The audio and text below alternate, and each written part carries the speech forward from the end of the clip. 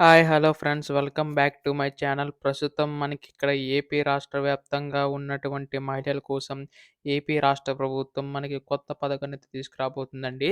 ఇప్పటికే అనేక పథకాలనేవి ఎన్నికలు ఏవైతే హామీలైతే ఇచ్చాయో అవన్నీ కూడా ఒకటిగా అమలు చేసుకుంటూ వస్తుంది గదండీ! అయితే ఇప్పుడు ఈ యొక్క ఏపీ రాష్ట్ర ప్రభుత్వం ఈ యొక్క నిధులకు సంబంధించి నిధులకు సంబంధించి పెంచి ఇచ్చే అవకాశం ఉన్నట్టు తెలుస్తుందనమాట. ఎప్పుడు విడుదల చేయబోతుంది ప్రతీదీ కూడా మీకైతే తెలియజేస్తానండి. దయచేసి మహిళలందరూ కూడా వీడియోనైతే స్కిప్ చేయకుండా చివరి వరకు అయితే చూడండి. అంతకంటే ముందు కొత్తగా ఎవరైనా మన ఛానెల్‌ని చూసినట్లయితే దయచేసి వెంటనే ఛానెల్ అయితే సబ్స్క్రైబ్ చేసుకోండి మిత్రులారా. దీని ద్వారా నేను పెట్టే ప్రతి చిన్న లేటెస్ట్ అప్డేట్ కూడా మీరు ఎప్పటికప్పుడు మిస్ కాకుండా తెలుసుకోగలుగుతారు. అలాగే ఈ వీడియోకైతే లైక్ చేయండి. మరికొంతమందికి సమాచారం అనేది తెలుస్తది.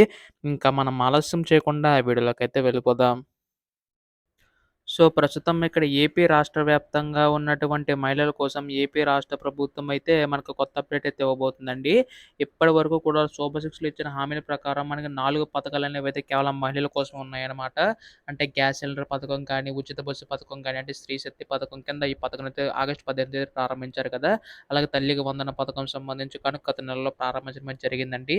అయితే ఇప్పుడు ఈ యొక్క సెప్టెంబర్ నెలలో మనకి మనకి ఈ యొక్క ఆడబిడ్డ నిధి పథకం సంబంధించి నిధులకు సంబంధించి విడుదల చేసే అవకాశం ఉన్నట్టు తెలుస్తుందనమాట. అయితే ఎన్నికల్లో హామీ ఇచ్చినట్లుగానే ప్రతి నెల రూ. 1500 ఇస్తారని చెప్పేసి చాలామంది అడుగుతున్నారండి.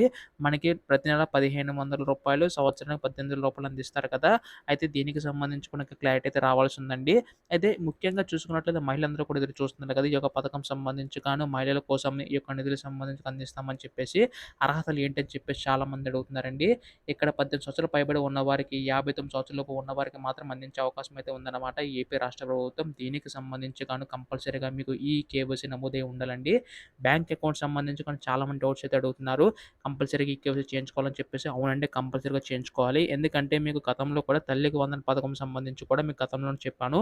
ఈ కేవైసీ చేయించుకోకపోవడం వల్ల అన్ని అర్హతలు ఉండి కలిగి ఉన్నా కానీ వారి బ్యాంక్ అకౌంట్స్ అనేవి సరిగ్గా మెయింటైన్ చేయకపోవడం వల్ల వారికి నిధులనేవి జమ కాక మళ్ళీ తిరిగి ప్రభుత్వానికి నిధులు జమ అయ్యాయి. మళ్ళీ ప్రభుత్వం మనకు ఉన్నతంగా ఆలోచించి మరొకసారి అవకాశం కల్పించి అవన్నీ చెక్ చేసుకొని మళ్ళీ మేము జమ చేస్తామని చెప్పేసి అంటే అప్పుడు మళ్ళీ మనకు జమ చేశారనమాట. ఈ విధంగా ప్రాసెస్ అయితే ఉంటుంది. మీకు ముందే ఆ ఇబ్బంది కలగకుండా ఉండాలంటే మాత్రం ఖచ్చితంగా ఈ కేవైసీ నమోదు చేయించుకోండి. అలాగే ముఖ్యంగా ఎన్‌పీఎస్ లింకప్ అయితే కంపల్సరీగా చేయించుకోండి. అది చాలా యూజ్ అవుతుంది మీకైతే. అయితే ప్రస్తుతం వీటికి సంబంధించి ఏపీ రాష్ట్ర ప్రభుత్వం అడుగులైతే వేస్తుందనమాట.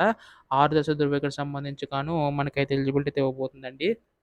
ఇక్కడ మనకి గతంలో కూడా ఈ యొక్క పథకాలకు సంబంధించి 4 చక్రాల వాహనం ఉంటే వారికైతే రాదని చెప్పిందండి. అలాగే మనకి కరెంట్ బిల్లు 300 యూనిట్ల మించి అయితే ఉండకూడదు.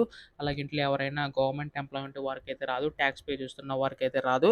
ఇలా మొత్తంగా 6 దశల ధృవీకరణకు సంబంధించి ఆదాయం సంబంధించి ఇళ్ల స్థలం సంబంధించి ధృవీకరణ చేయబోతుందండి. వీటిల్లో అర్హతలు ఉంటే మాత్రం ఖచ్చితంగా మీకైతే వస్తుందన్నమాట. ప్రస్తుతం దీనికి సంబంధించి రేపుల్లో దీనికి అప్డేట్ వచ్చే అవకాశం అయితే ఉందండి. ఎటువంటి చిన్న లేటెస్ట్ అప్డేట్ వచ్చినా మీరు ముందుగా తెలుసుకోవాలనుకుంటే వెంటనే ఛానెల్‌ని సబ్స్క్రైబ్ చేసుకోండి. ధన్యవాదములు.